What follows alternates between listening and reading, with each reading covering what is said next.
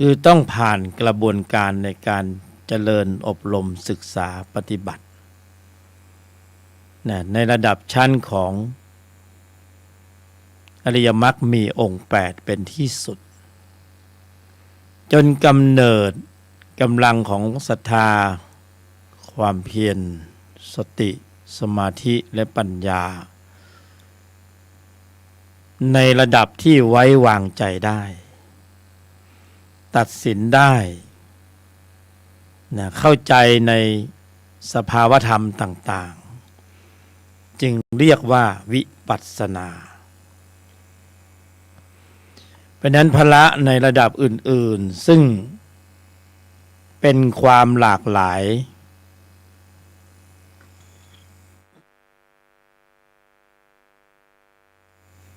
ที่บุคคลผู้แสวงหาได้พบเจอ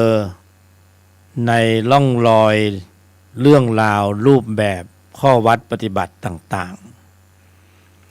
ๆก็ให้เห็นไว้เลยว่ามันเป็นความแตกต่างไม่ใช่อย่างเดียวอย่างใดอย่างหนึ่งแล้วสรุปได้ทั้งหมดเลยใครปรุงระดับของสมถะก็ได้สมถะใครปรุงในระดับของมรรคก็ได้ฌานปัญญาญาณในระดับที่สมบูรณ์กว่าประณีตกว่าละเอียดกว่าถึงพร้อมกว่าจึงไม่มองว่าข้อวัดปฏิบัติใดเป็นข้อวัดที่ผิดหรือถูกเพราะแม้แต่คำว่าผิดคำว่าถูกบุคคลผู้เข้าถึงในสภาวธรรมที่สมบูรณ์ถึงพร้อมก็ย่อมเข้าใจด้วยตนของตนเองว่าเป็นสิ่งที่มิพึงยึดว่าผิดหรือถูกเพราะอยู่ในกระบวนการของชั้นแต่ละชั้นที่ต้องยึดมั่นตรงนั้นพอถึงที่สุดผิดถูกเป็นเพียงแค่สมมุติไม่มีอยู่จริงมีแต่ไม่มีอยู่จริงบุคคลทุกรูปทุกนามก็กำลังมุ่งแสวงหาความสมบูรณ์ถึงพร้อมมากที่สุดแสวงหาเครื่องนุ่งห่มที่ถูกกับตนเองพอดีกับร่างกายของตนเองใส่แล้วสวมแล้วมีคำตอบว่าใช่ถ้ามันเล็กไปหรือใหญ่ไปเขาก็จะรู้ไม่ได้ไปตำหนิติติงว่ามันเป็นอย่างนั้นเป็นอย่างนี้แต่เพื่อความสมบูรณ์ถึงพร้อมของพละอยู่ระหว่างการดำเนินไปสู่ความสมบูรณ์มากที่สุด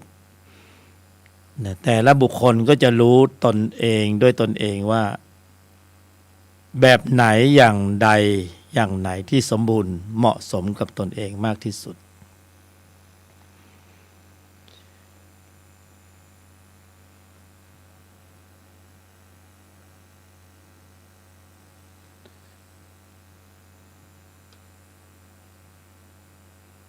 ก็ตลอดระยะเวลาองค์ภูมิความรู้ที่ตนทั้งหลายได้ศึกษาค้นคว้ากันมาก็ไม่มีที่สุดใดยิ่งกว่า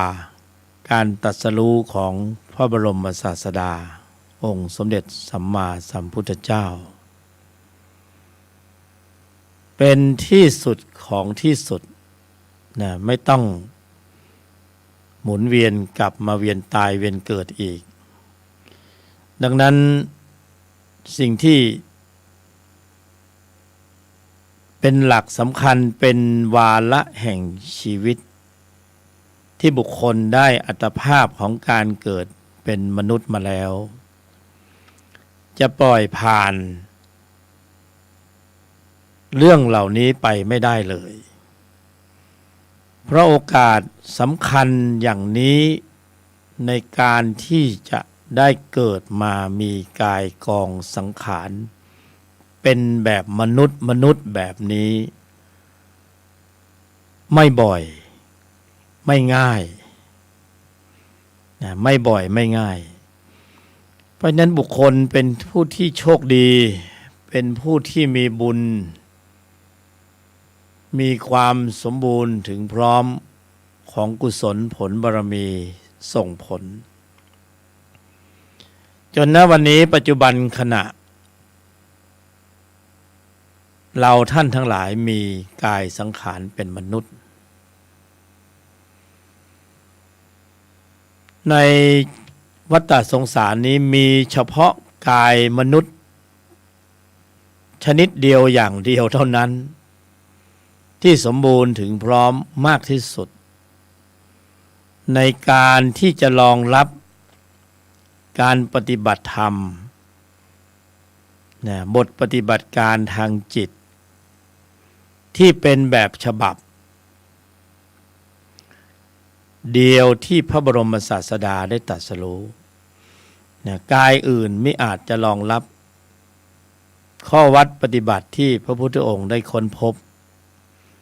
และแนะนำสั่งสอนแม้นว่าอยู่ในภพภูมิอื่นๆมันก็ไม่ถนัดนักไม่สมบูรณ์ถึงพร้อมในการที่จะนำเอาหลักธรรมคำสอนที่พระบรมศาสดาได้ตรัสรู้แล้วมาถือเป็นข้อวัดปฏิบัติกายมนุษย์จึงเป็นกายที่รองรับบทปฏิบัติการอริยมรรคมีองค์8ได้อย่างดีมากที่สุดและก็สมบูรณ์มากที่สุดก็เรียกได้ว่าเป็นโอกาสอันยิ่งใหญ่ของผู้ที่ได้ยินได้ฟังและของผู้ที่ตระหนักถึงความจำเป็นและวาระเร่งด่วนของชีวิตสำหรับระยะเวลาที่ยังพอมีเหลืออยู่ระยะเวลาที่แต่ละรูปแต่ละนามก็ได้มากันพอดีพอที่จะมีเวลาในการถือข้อวัดปฏิบัติในแนวทางของอริยมรรคมีองค์8ซึ่งเป็นธรรมที่สุดยอดมากที่สุดเท่าที่โลกได้อุบัติมีเกิดขึ้นและได้มีการตรัสรู้ของพระบรมศาสดาและอริยมรรคมีองค์8นี้ออกแบบเป็นธรรมชาติที่ได้ประทานมาแล้วสำหรับผู้ที่มีกายกองสังขารเป็นมนุษย์เช่นเยี่ยงพวกเราทั้งหลายเท่านั้นกายอื่นทำไม่ได้จริงๆไม่สามารถจะรองรับบทปฏิบัติการทางจิตอริยมรรคมีองค์8ได้ความสมบูรณ์ถึงพร้อมอยู่ตรงนี้แหละว่าในแต่ละวันแต่ละวาระแต่ละลมหายใจที่จะต้องหมุนเวียนเอาหลักธรรมคำสอนให้ลำดับดำเนินเจริญอยู่ในใจของบุคคลผู้มีกายมนุษย์เพื่อความสมบูรณ์ถึงพร้อมของพละเป็นเป้าหมายสูงสุดโยนิโสมนสิการกระทำให้ได้มากที่สุดเท่าที่จะมากได้ในแต่ละโอกาสต่างๆถึงแม้ว่าหลักธรรมคำสอนที่พระบรมศาสดาทรงตรัสรู้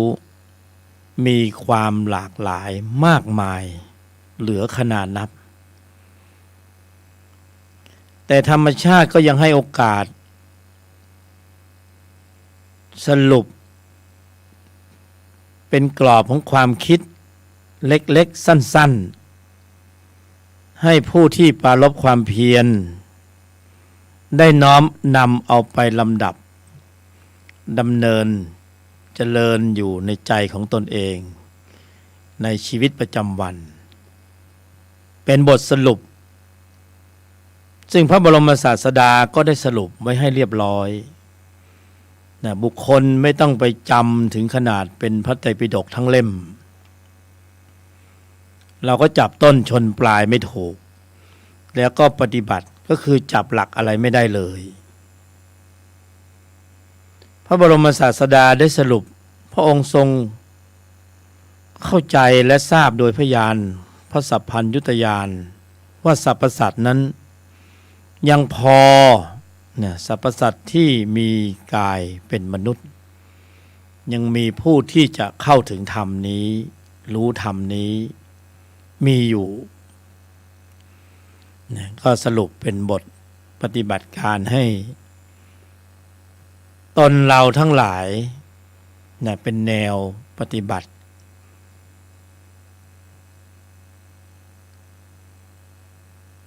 ให้ดำเนินได้ในชีวิตประจำวัน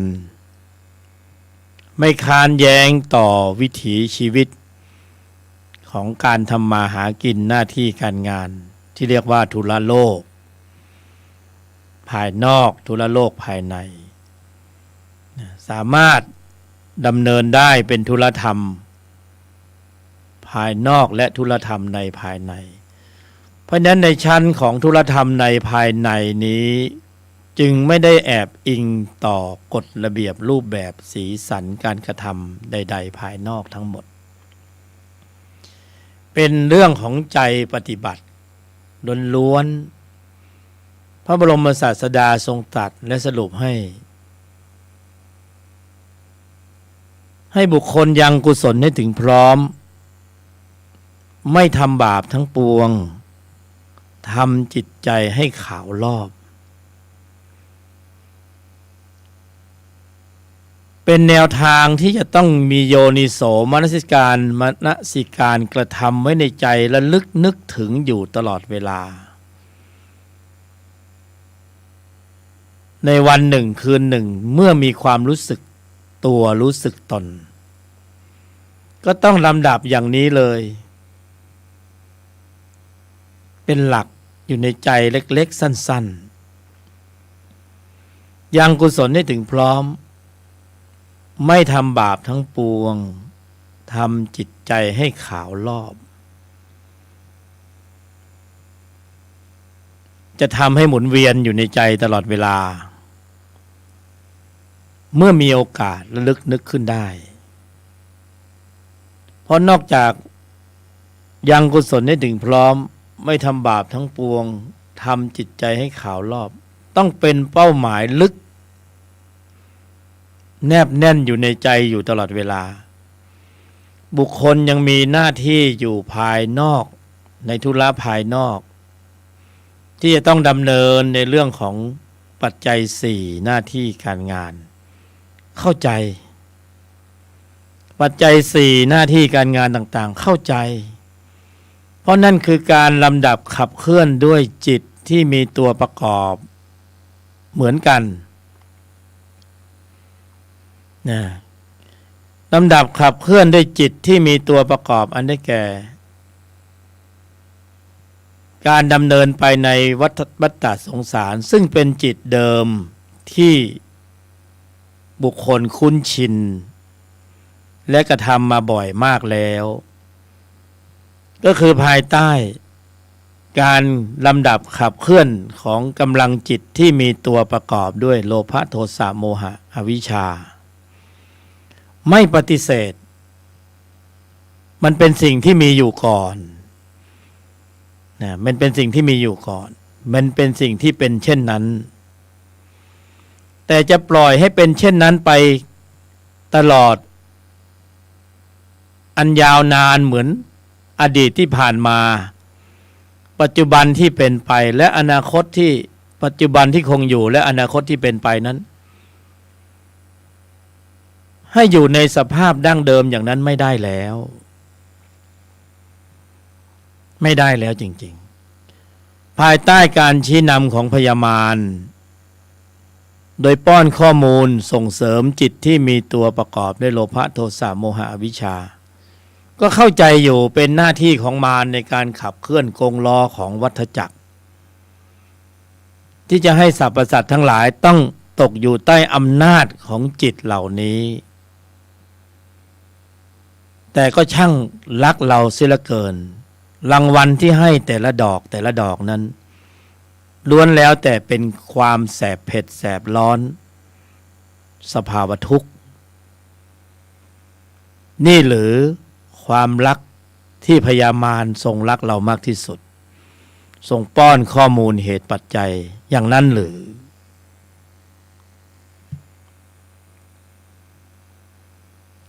เวียนตายแล้วเวียนเกิดแล้วในภพภูมิต่าง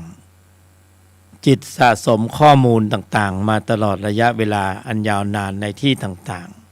ๆมีวิบากจิตมีสภาวะทุกข์หล่อเลี้ยงอยู่ตลอดเวลา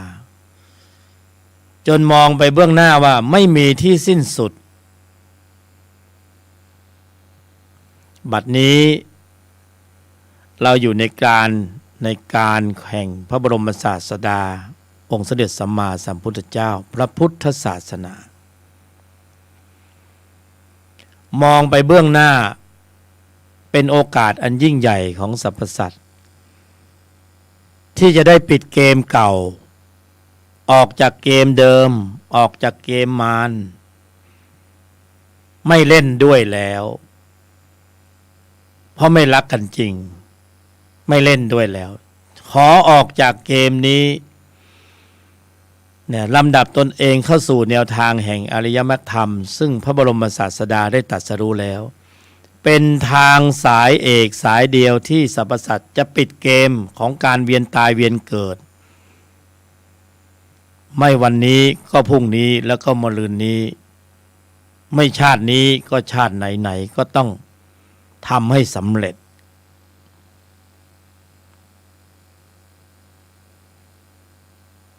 ปิดเกมการเวียนตายเวียนเกิดออกจากเกมออกจากวังวนแห่งวัฏสงสารด้วยการดำเนินสู่แนวทางแห่งอริยมรรคธรรมที่พระบรมศาสดาได้ตรัสรู้ธรรมอันเกษมธรรมอันสุขุมลุ่มลึกละเอียดอ่อนหลายชั้นเชิงซ้อน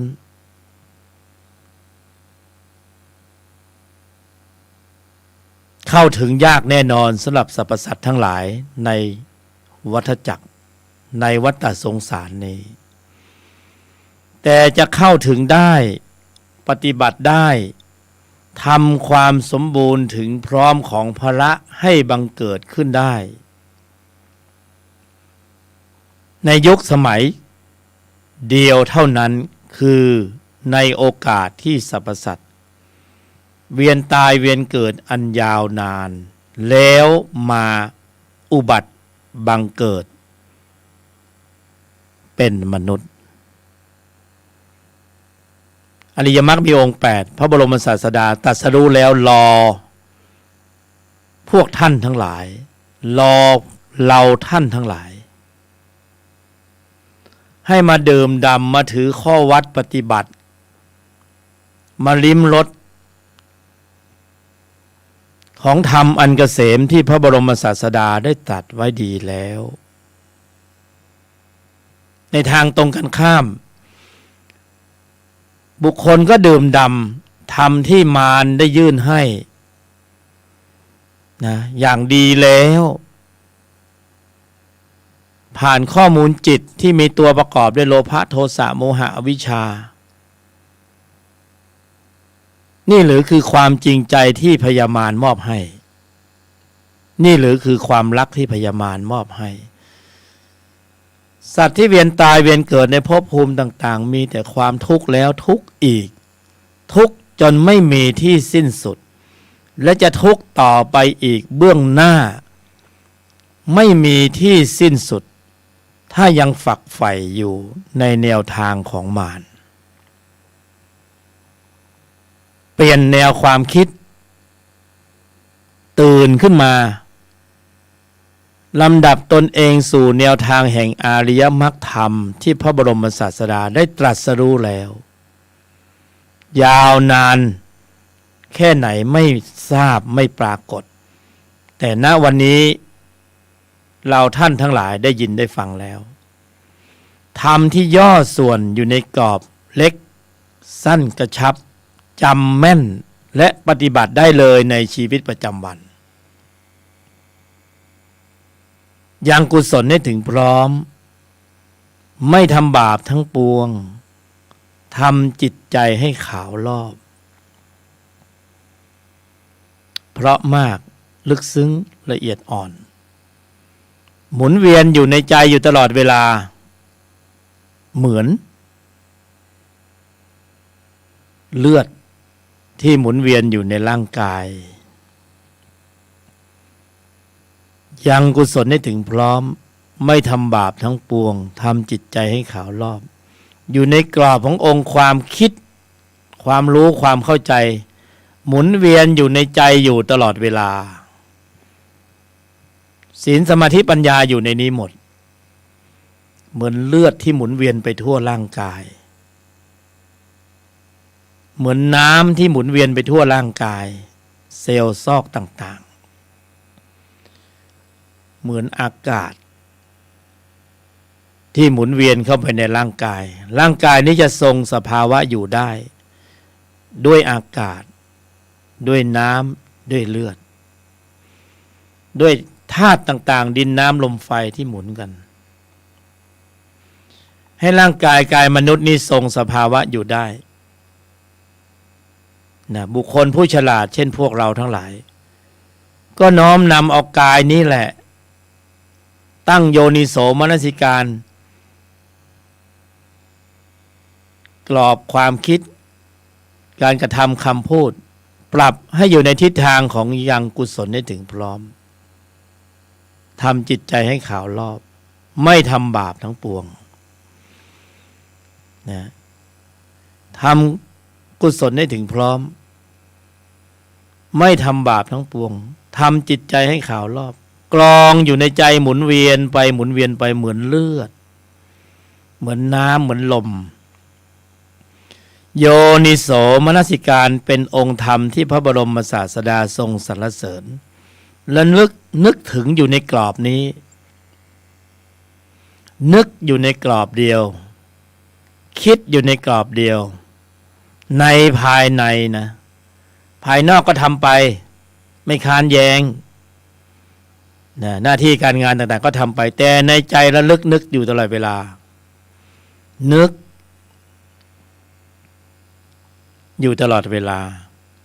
ลืมก็นึกขึ้นมาใหม่คิดนะคิดตรึกอยู่ตลอดเวลาตรองอยู่ตลอดเวลาถ้ายาวเกินไปก็เอาสั้นๆเป็นสูตรโยนิโสมนสิการยอมหยุดเย็นนิ่งในไม่โต้ตอบ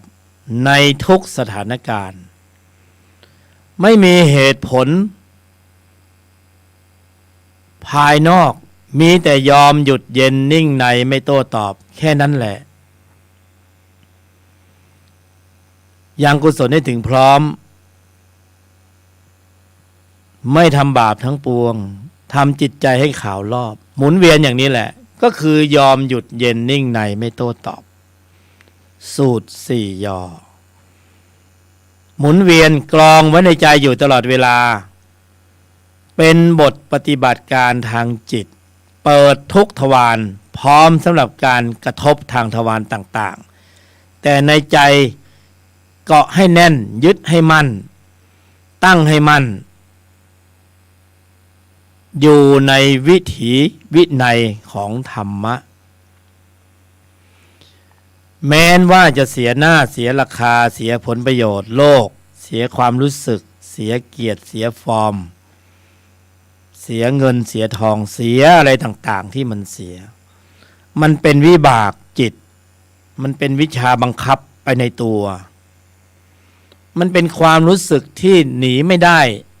ที่จะต้องเจอต้องเผชิญต้องได้รับต้องสัมผัสเราไม่รู้ว่าระบบของเขาเนี่ยเซตมาแล้วเนี่ยมาสรุปว่าจะต้องได้เห็นได้กลิ่นได้ยินเรื่องราวต่างๆตรงนั้นตรงนี้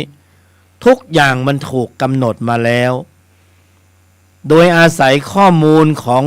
บุคคลนั้นๆในอดีตเป็นผู้ที่สร้างสรรค์การแสดงออกที่สำรวมบ้างไม่สำรวมบ้างแล้วก็จัดสรรมาเป็นสิ่งที่จะต้องเจอของเราเองนั่นแหละไม่ใช่มีใครมาทำให้เรามันคือของเราเองนี่แหละที่ออกแบบตัวเองมาแล้วในอดีตจึงจะต้องมาเจอเรื่องอย่างนี้จึงจะต้องมาเจอเสียงอย่างนี้กลิ่นอย่างนี้รูปอย่างนี้คนอย่างนี้เรื่องราวเหล่านี้ส่วนมากเราก็ปรุงอกุศลมาเยอะเราก็จะต้องเจอนี่แหละเสียหน้าเสียราคาเสียผลประโยชน์เสียความรู้สึกมันเป็นวิชาบังคับที่ต้องเจอทำใจได้อย่างเดียวคือเข้าใจโยนิโสมนสิการยอมอะไรล่ะยอมรับความเป็นจริงเข้าใจแล้วว่ามันเป็นอย่างนี้นี่เองแล้วก็ยอมรับความจริงทำความเข้าใจและยอมรับความเป็นจริงทำอย่างอื่นไปไม่ได้เลยจะโมโหโกธาจะโกรธจะปะทะจะรุนแรงไปอีกมันก็เป็นกรรมใหม่ขึ้นมาอีกเดี๋ยวก็ต้องไปชดใช้ในข้างหน้าอีกอยู่ดีสู้ยุติมันตั้งแต่วันนี้เสียมันจะได้ไม่ต้องมีเรื่องราวต่อเนื่องภายในก็ไม่ต้องทุกข์กายทุกข์ใจให้วุ่นวายมากนักภายนอกก็ไม่ต้องไปเจอตำรวจอัยการศาลนะหรือบางทีหนักเข้าก็เข้าโรงพยาบาลมันมีความสุขนักหรืออยากไปสถานที่เหล่านี้นักหรือไงไม่มีใครอยากไปหรอกนะโรงพยาบาลศาลกรมราชทัณฑ์นะไม่มีใครชอบสักคนเลยเข้าใจอยู่ แต่ที่นี้มันเป็นร่องรอยของอดีตที่จะต้องเจอสัญญามันผูกโยงมานะเมื่อมาเจอแล้วเราก็ต้องยอมรับความเป็นจริงทำอะไรไม่ได้เลยทำความเข้าใจและยอมรับความเป็นจริงก็คือยอมช็อตต่อไปข้างหน้าเราจะต้องหยุดบางคนมันไม่หยุดไงมันต่อเนื่องพอไม่หยุดมันก็เรื่องราวก็ใหญ่โตพอยอมได้หยุดได้เตรียมตัวจะเป็นอาริยะอยู่แล้วเพราะยอมก็หนักอยู่นะหยุดก็ยิ่งหนักเข้าไปใหญ่การจะยอมการจะหยุดได้ต้องใช้กำลังของพละที่มีกำลังสูงมากต้องใช้ศรัทธาความเพียรสติสมาธิปัญญาขนาดไหนจึงจะยอมหยุดแล้วเย็นเข้าไปอีกแต่ไม่ทำก็ไม่ได้เป็นวิชาบังคับเราก็ต้องฝึกเราต้องทำไม่มีใครทำแทนกันได้เราไม่ทำตอนที่เราเกิดเป็นมนุษย์ในชาตินี้แล้วเราจะกระทำธรรมปฏิบัติขั้นสูงละเอียดประณีตพบเจอได้ยากอย่างนี้เมื่อไหร่กันเพราะนั้นต้องทำวันนี้เลยอยู่ตรงไหนปฏิบัติตรงนั้นสิ่งแวดล้อมคืออะไรคืออุปกรณ์ในการส่งเสริมคือตัวหล่อหลอมคือข้อสอบคือข้อวัดกำหนดหมายเลยว่ายอมหยุดเย็นนิ่งในไม่โต้ตอบยังกุศลได้ถึงพร้อมพยายามที่จะไม่ทำบาปทั้งปวงทำจิตใจให้ขาวรอบนี่คือการปฏิบัติธรรมในชีวิตประจำวันไม่ได้นั่งอยู่กับที่ให้หมุนเวียนอยู่ในใจอยู่ตลอดเวลาเหมือนเลือดเหมือนอากาศเหมือนน้ำที่หมุนเวียนอยู่ในกายมนุษย์ถ้าเขาหยุดหมุนเวียนเมื่อไหร่ร่างกายเราจบวันนั้นเลย เมื่อนั้นเลย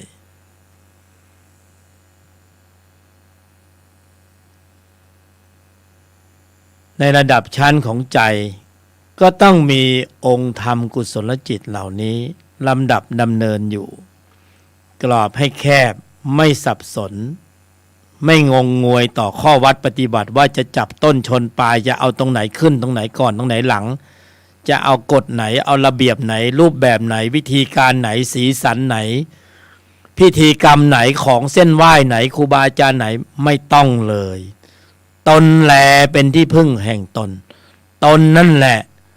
ธรรมชาติได้ให้มาแล้วกายมนุษย์ทุกคนมี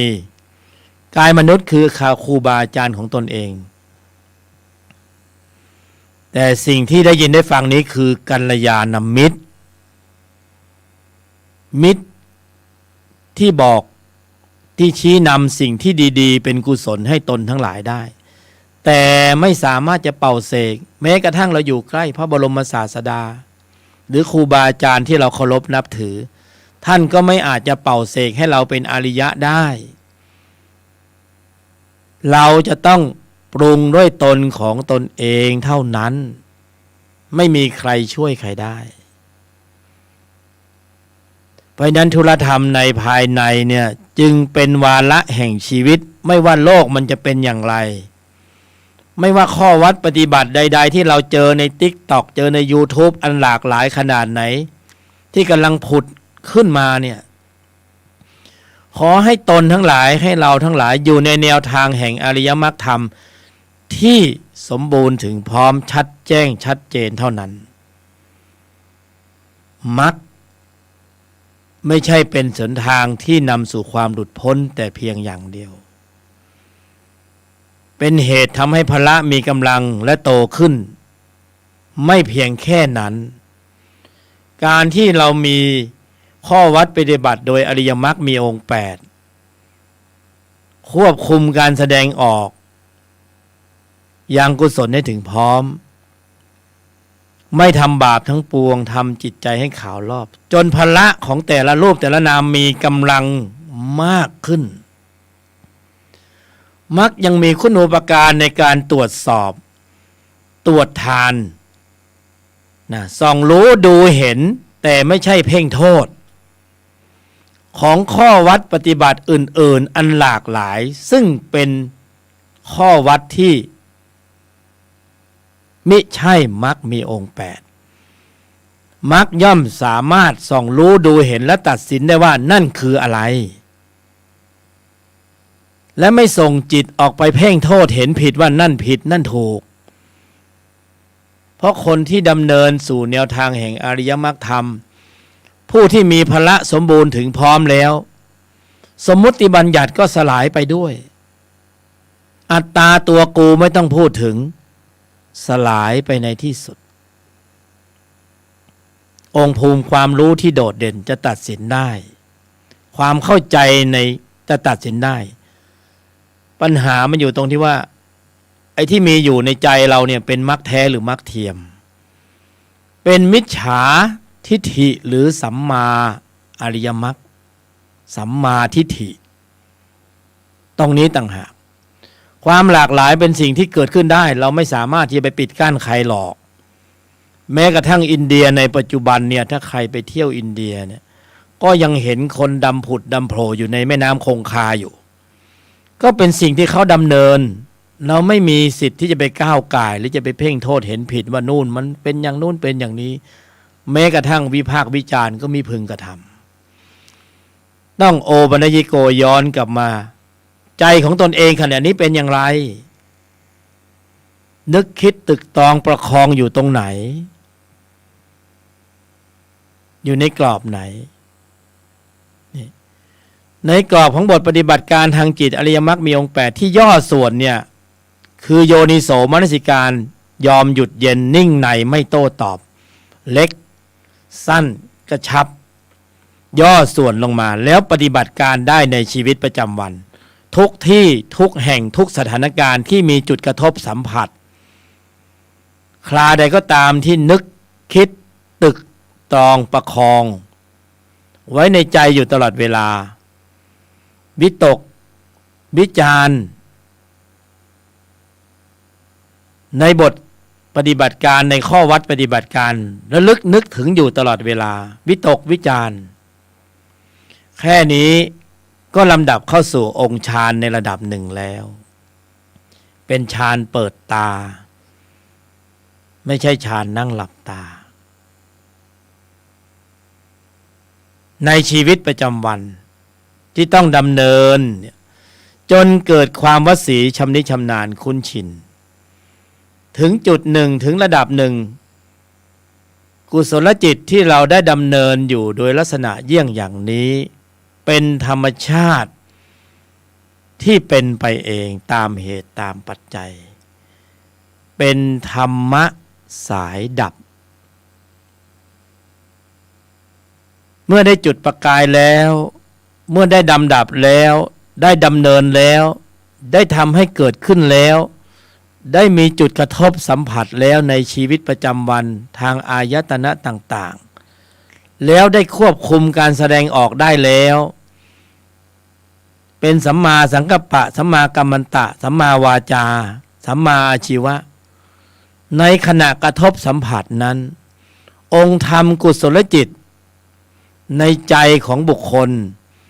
13องค์ธรรม1จิตได้ลำดับดำเนินขับเคลื่อนกำลังแล้ว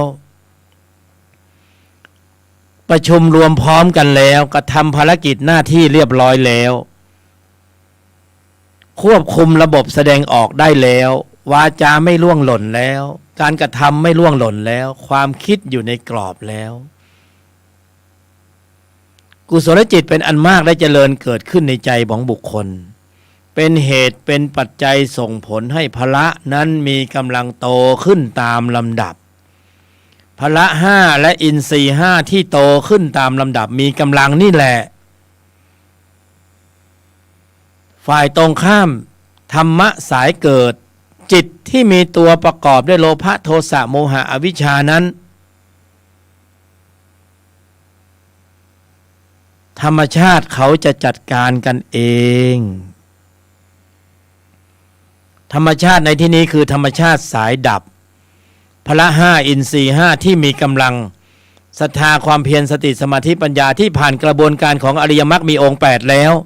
ที่มีกำลังแล้วธรรมชาติสายเกิดจิตที่มีตัวประกอบด้วยโลภะโทสะโมหะอวิชชาเผชิญหน้ากันฝ่ายไหนมีกำลังกว่าเผชิญหน้ากันอยู่ในใจเดียวกันแต่แยกส่วนกันระหว่างกุศลและอกุศลเผชิญหน้ากันมีกำลังทั้งสองฝ่ายใครมีมากกว่ากันก็สามารถควบคุมใจได้และสั่งการแสดงออกได้ใครมีมากกว่ากันธรรมชาติเขาจะจัดการกันเองเรามันอยู่ตรงไหนล่ะอัตตาตัวกูอยู่ตรงไหนความว่างเปล่ามันไม่มีจริงอัตตาตัวกูไม่มีจริงเมื่อพละห้าอินทรีย์ห้ามีกำลังแข็งแกร่งแข็งแรงแหลมคมเท่าทันรอบรู้แยกแยะเช็ดล้างล้วงลึกถอดถอนฝ่ายตรงข้ามได้อัตตาตัวกูไม่มีอยู่จริงที่มีอยู่เป็นผลงานของจิตที่มีตัวประกอบด้วยโลภะโทสะโมหะอวิชชามีความเข้มข้นเป็นกำลังจนยึดมั่นถือมั่นว่าเป็นอัตตาตัวกูมันจึงมีแล้วสั่งการแสดงออกได้มันยึดพื้นที่ของใจได้สั่งการแสดงออกให้คิดแบบนั้นทำแบบนั้นพูดแบบนั้นในสัดส่วนที่เป็นอกุศลเกิดการกระทำกรรมเกิดวิบากกรรมเกิดสภาวะทุกข์เกิดภพภูมิเกิดการเวียนตายเป็นเกิดในภพภูมิต่างๆเกิดกงล้อของวัฏฏะสงสารมันจะต้องยุติบทบาทนี้จะต้องธรรมชาตินี้จะต้องหยุดด้วยอำนาจการของจิตที่มีตนประกอบด้วยโลภะด้วยศรัทธาความเพียรสติสมาธิและปัญญา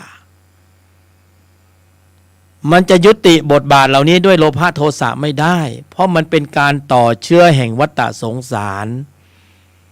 บรรจุเข้าไปในใจของบุคคลให้แสดงออกมันก็เกิดการเคลื่อนกำลังของจิตเหล่านั้นและจะหาที่สิ้นสุดได้ยังไงเมื่ออำนาจการของพละ5อินทรีย์5ที่ต้องผ่านกระบวนการของอริยมรรคมีองค์8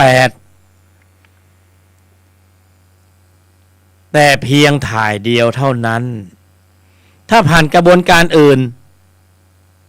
ไม่ถึงที่สุดแห่งธรรมกระบวนการอื่นก็คือข้อวัดปฏิบัติอื่นๆที่มีความหลากหลายและถือปฏิบัติกันอยู่ซึ่งไม่ก้าวล่วงในรายละเอียดเหล่านั้นรู้แต่ว่า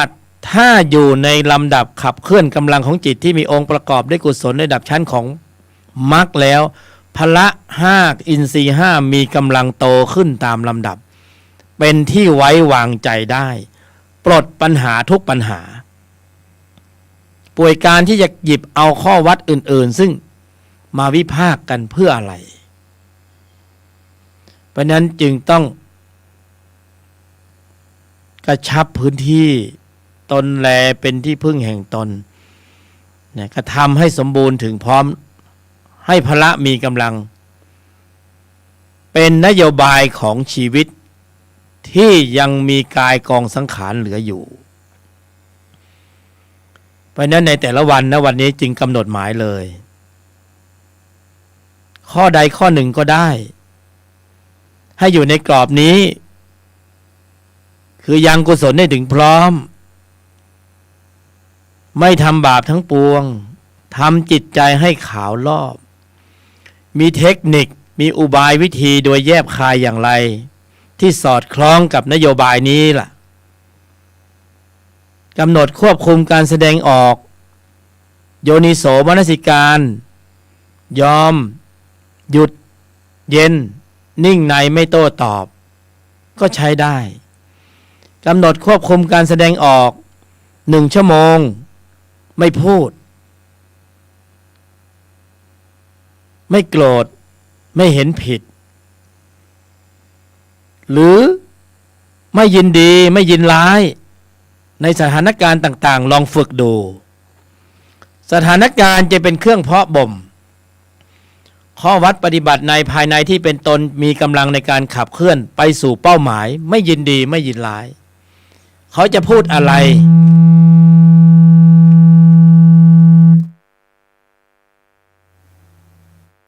เขาจะพูดอะไร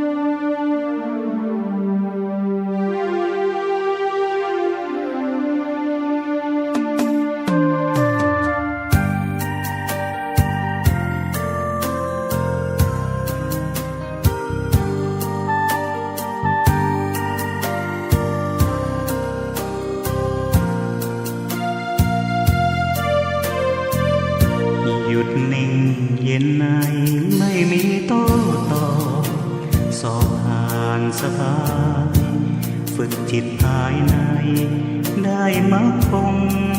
ธรรมสร้างสมบารมีมิให้ตกต่ำสภาวะ